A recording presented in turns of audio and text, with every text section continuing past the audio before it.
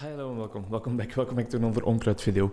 Different setting right here, a square camera. I guess it's more of a rectangle, but either way, no longer in my small confined circular prison. I want to give this a try. It's different and I feel like the circular camera was kind of my thing, you know, that was kind of my vibe. That was what made me stand apart from some of the other content creators, but I want to explore this area a bit, you know. I mean, now I have this vast expanse of space to just roam around in and it feels nice. And now you can see the entirety of the room I live in and you can see why it echoes so much. There's nothing here. How do books become valuable? What determines a book's worth? Why are some of the books so expensive and other books so cheap? It's a question I've been pondering for a while I got back into reading. I'm quite an avid reader lately, as you can see in the reflection. You can see our little bookcase right over there. You can see the bookcase that is over there out of frame, and it's filled up with quite some literary works by now. A lot of fiction, also a lot of non-fiction. A lot of my textbooks from university are still in there as a clinical psychologist, but yeah, the short form of the story is I read a lot. There's always a book on my desk. Right now it's Turtles All the Way Down by John Green. And I like to go shopping for books, and often I shop for second-hand books, or at least in very cheap bookstores. I also go to general second-hand stores and look at the book section there because I don't want to spend too much money on this hobby. And you can find absolute gems for a small price most of the time. But now, what makes certain books expensive? My first answer would just be age. Age and probably how well known the writer is. But it's still an interesting topic and I think there's more to say on it than just age. And that's where, and I'm gonna butcher this name, absolutely butcher this name, Aisling Twomey comes in. Probably not even close to the correct pronunciation, but she is an author who likes to read a lot as well, and she published an article about this on the site Book Riot earlier on in this year in the summer. Shared to me by, I don't have to say it, you all know it, Colin Wright, Curiosity Daily, link in the description. And it was quite an interesting read. Take it maybe with a little grain of salt. I don't know how scientifically valid this article actually is, but it does make sense. It sounds logical. She introduces this topic with her description of some of the Shakespeare books and their rarity and how even a version that is less old can be more rare and therefore more pricey because less copies exist in the world. And that is very logical, of course. If there are only 100 copies in the world and a lot of people want that book, then the price is gonna skyrocket, of course. If you're in the middle of a series, you're publishing the third Twilight book and for some godforsaken reason, billions of people want to read it and you print a billion copies right from the start, right from the get-go, the price is gonna be a bit more mediocre. I don't have anything against Twilight. I've never read the books. I've watched some of the movies, but I couldn't get through it just because of that main actress having her mouth open all the time. Bella is her name in the story, I think. She has her mouth open on 90% of the scenes and it just grinds my gears too much to finish that movie. But now, it's not just age, right? And the author of this article actually sums it up in 5 separate characteristics, and those determine like the value of a book, if you will. It's the principle of firsts, the condition, the age, the craftsmanship, and then the provenance. Let's delve a bit deeper into those topics, right? The principle of firsts. It's a general saying, it's known in life that the early bird gets the worm. The people that are first are often really important. The first person on the moon, that's a big event in history. The first painting by a now renowned artist is always gonna be worth a lot of money. The first YouTube video made in Lord of the Rings, A Battle for Middle-earth, very clanky, janky with this very insecure voice talking behind the mic. That's of a lot of value, maybe sentimental value, but either way, I digress. More recently, the first types of NFTs that were released were of course also very much valuable because it was this big hype, and when a new series of NFTs came out, the first one of those series is always going to be worth a lot.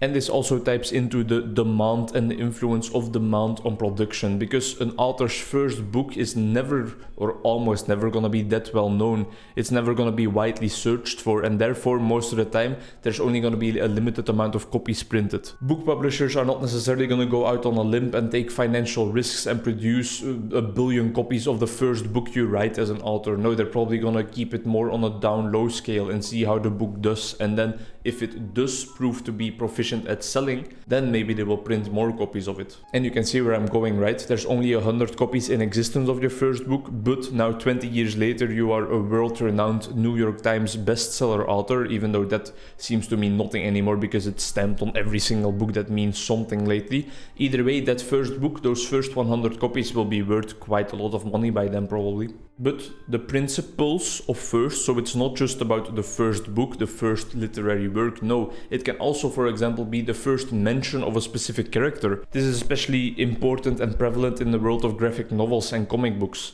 The first appearances of certain heroes. If you have, for example, the first comic book where Spider-Man appears in near mint condition lying around somewhere, that's gonna fix you a quick buck. You might be sitting on some diamonds. The author of the article tells you to check your basement, check your attic, because if you have some of those lying around, you could be rich. It's also something I really enjoy when I go down the YouTube rabbit hole of flipping items, of going to yard sales and buying stuff and then selling it again for a higher price. I watch this guy Froggy Flips, for example, and he also goes after those comic books that have like the early editions, the earliest renditions of certain characters. The first Superman comics, the first Spider-Man comics, all those things can just bring in a whole truckload of money. And it doesn't even stop there. The first editions or first titles, first times characters are mentioned, but maybe also the first time an idea is published. Think Darwin, think Darwin's Origin of Species, think some of Descartes' early ideas, think Julien Offray de la Métrie, who is a materialist and published his L'Homme Machine, talking about how we humans are all just machines. Those are renewing, those are spirited ideas, those are things that can shake up the world, things that make our fundaments wobble a bit, things that really start to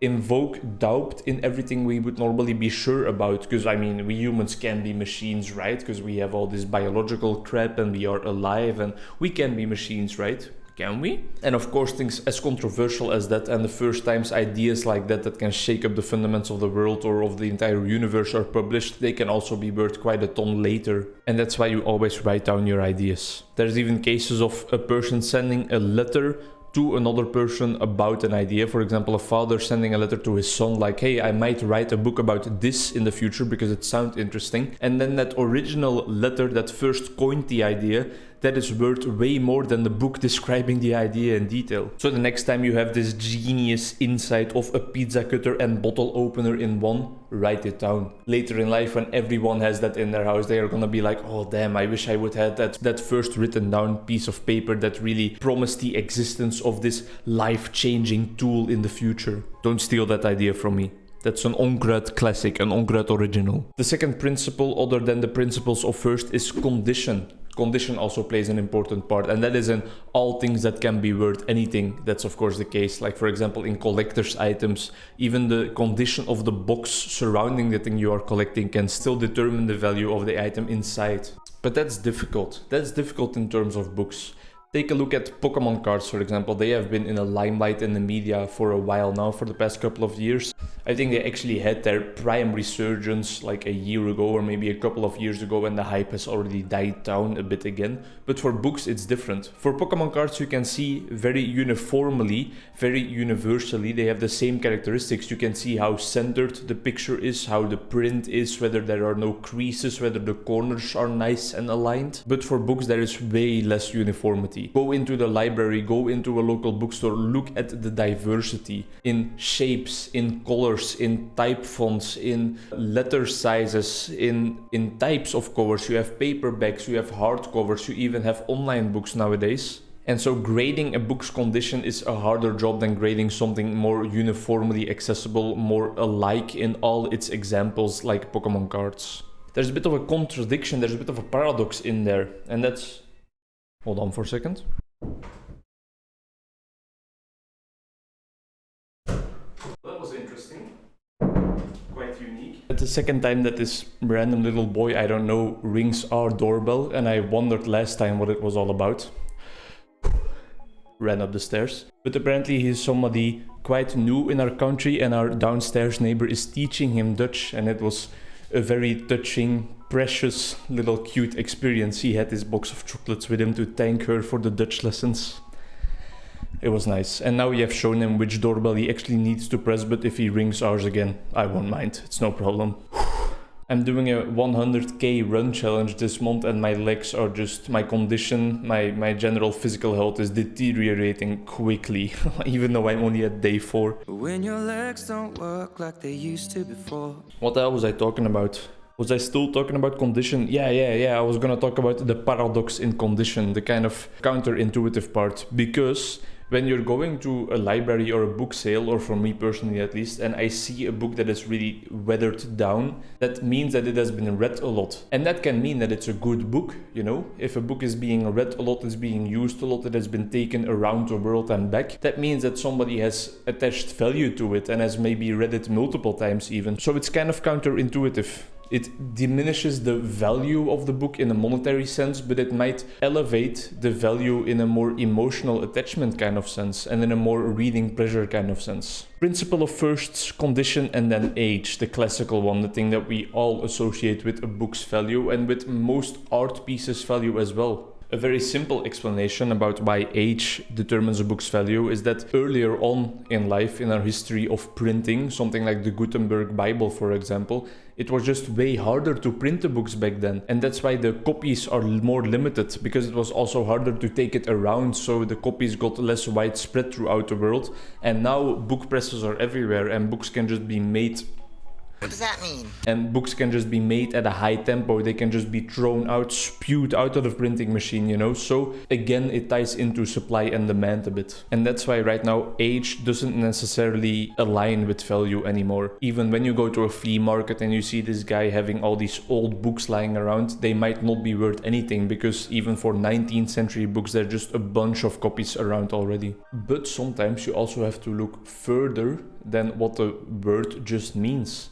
Age can mean, alright, older is more valuable, but there can also be a more detailed market inside that. If you have certain books relating to a time period that actually stem from that specific time period, for example, even if it's not that old. If you have a copy of Mein Kampf straight from the first presses, from the start of World War II, for example, that's gonna be worth a lot. You have to look at the specific publishing date and publishing location, and that also ties into age, and that definitely also ties into the value of a book. And then craftsmanship. Craftsmanship is the fourth and second to last principle, and it kind of speaks for itself. Some books are just beautiful to look at. Stunning covers, nice cover palettes, a beautiful typeface, just all around a well-rounded experience in reading and looking at the book, and maybe also beautiful illustrations. One of my favorites that I acquired lately is this guy right here. If I can get it out of the bookcase without dropping everything. Our bookcase is a little bit filled to the brim right now. It kind of says Dr. Pain, really, but an old word for doctor. It's in Dutch, that's why I'm translating it. And I don't know if the camera will pick it up, but it has this matte image of a bird case, which is already beautiful, but then the letters at the bottom are kind of golden. They are golden reflective. You can't really see it because my camera is a piece of hot trash, but believe it, believe my word for it, it's just a beautiful looking book. Take my word for it, that's the right expression, not believe my word for it. Yeah, just how the book looks and feels and what type of cover it has. Hard covers are also most of the time more valuable than just soft paper covers, because it is a more finished look, a more polished look, and it also weathers the storm of the elements a bit more. And then finally the fifth one, provenance, which is a word I totally did not have to look up right now. It's about the origin of the thing. And in terms of books, it's mostly about the owner who previously owned the book. If you have an owner that is connected to, for example, the author or to the contents of the book, that's gonna make it worth a lot more. If you have a copy of Mein Kampf, don't know why I keep circling back to Hitler, I'm sorry if that's offensive for you, but if you have a copy of Mein Kampf owned by Hitler or by Goering or Goebbels or whoever was important in that time for history, not for humankind, I don't want to give you the wrong ideas, but that's gonna be worth a lot more than when you have a copy of Mein Kampf that was just printed in 2000 or something like that, and owned by your old senile grandpa neighbor across the street who has kind of been spewing around some anti-Semitic things, but you never want to make him accountable for it because, I mean, he just doesn't know anything better. His version of the book book is not really going to be worth all that much. To give another example, if you would, for example, look at the Kama Sutra, the famous book about sex, if you have the version of that book that was owned by a sex icon of a certain time, if Marilyn Monroe had that book, for example, and you own her copy, that's going to be important as well, that's going to be valuable. If you, however, take the copy from your parents' nightstand, that's not going to be that valuable because your parents are probably not such prominent figures, probably not sex icons, although your mom, give her my number. And also, in terms of the other principles, it's not going to be a first edition, it's not going to be in great condition because your parents, of course, use it a lot. They use it a lot, almost daily while you are asleep. The craftsmanship is going to be worn out. They're going to have a lot of annotations in there. Half-Blood Prince vibes. How did you do that? Crush it, don't cut it. Squish it with your knife, don't actually cut it. Although if they do that in the bedroom, I think there might be some troubles. And then age is also not gonna be that valuable on that book because it's already their 3rd edition. They ruined the previous ones. They were full of stains. They were shred apart from going too rough. You know, so your parents' copy of the Kama Sutra, no, it's not gonna be a gold mine. I'm sorry, you're still gonna have to go look for a job. It's not gonna satisfy you financially for the rest of your life. It's gonna satisfy your parents for the rest of their life though. Ayo, they fuck. Sorry for that harrowing, traumatic experience at the end, but thanks a lot for watching. What determines a book's value? Principles of firsts, condition, age, craftsmanship, provenance or previous ownership or origin of the copy. Bye bye.